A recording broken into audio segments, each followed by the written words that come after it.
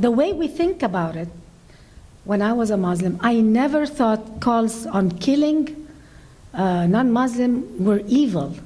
Actually, we always, Islam really makes your mind think differently from logical Western thinking.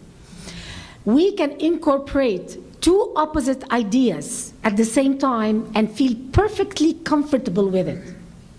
For instance, we used to learn that Islam is the religion of peace. And at the same time, we didn't feel any conflict when we would say, but go kill the Jews. We never thought about it as it conflicts the value system of logic. By going back to your question, how is this religion of peace if you're out to kill people?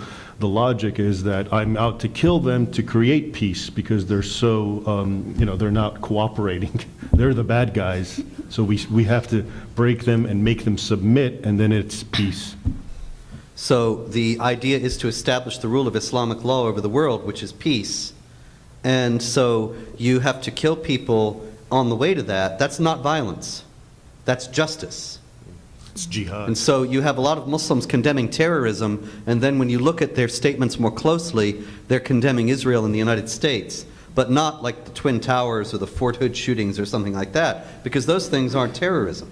They're justice. If the law of the land is Islamic, we respect the law of the land. What if it's not Islamic? If it's not Islamic, then the law of the land and those who make it can go to hell, quite honestly, because Allah said in the Quran. In Sharia, the definition of slander is telling something about someone that they don't want known. It could be true, but if they don't want it known and you tell it, that's slandering. So see, when I write a book about Muhammad and say this is what they say Muhammad said and did, that's slandering Muhammad, because they don't want Westerners to know those things, even if they're all true. So for instance, I'll see a program of an Islamic cleric saying it's okay to marry a girl. It really doesn't matter her age. Now, they've concluded 6 or 9 is not the point, her age. The point is, can she bear the weight of the man? Therefore, if a 5-year-old is a strong girl and can, then that's okay. And he'll say it, and he's proud of it, and he'll evoke the Prophet of Islam, okay? And there's no problem with that. He's a great sheikh. But if I say it, I'm saying it with a bit of criticism. We're both stating the same thing, but it's exactly why am I saying it? I'm saying it to be critical. He's saying it and he's supporting it. For instance, Muhammad he used to tell people that the urine of the camel and his own urine would cure diseases. Muhammad's urine, okay, that's in some hadith.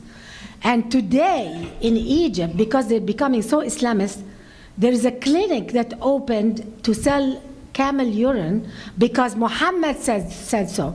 If I laugh at it and write an article criticizing it, I'm saying doing slander against Islam, even though they're doing it. So they are ashamed. I mean, come on, let's face it. What kind of religion, kills people who insult them? They must really don't have enough confidence in themselves. Islam is a religion that has the least confidence in itself, and that's why any little criticism rocks them. I mean, it goes crazy, because they cannot answer you logically. They cannot defend themselves logically, so they resort to terror and violence. The Quran itself says, "O you who believe, do not ask about things which if made plain to you will make you uncomfortable." And so even among Muslims, they say, and they quote the Quran, don't ask too many questions. Don't ask any questions. Believe in it as it is. And that's why when Muslims live in the Middle East, nobody criticizes Islam because it's a crime.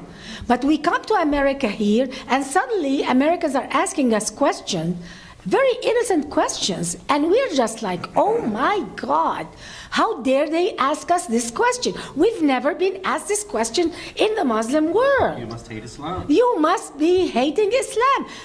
You're supposed to accept what we tell you as is. You know, for Muslims, you cannot hesitate.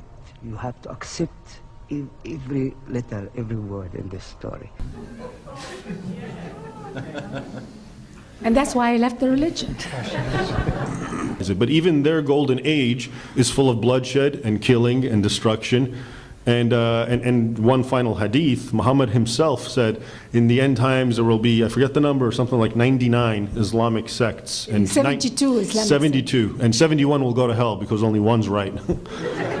So every don't know which sect one. thinks the other one is an infidel that should go to hell.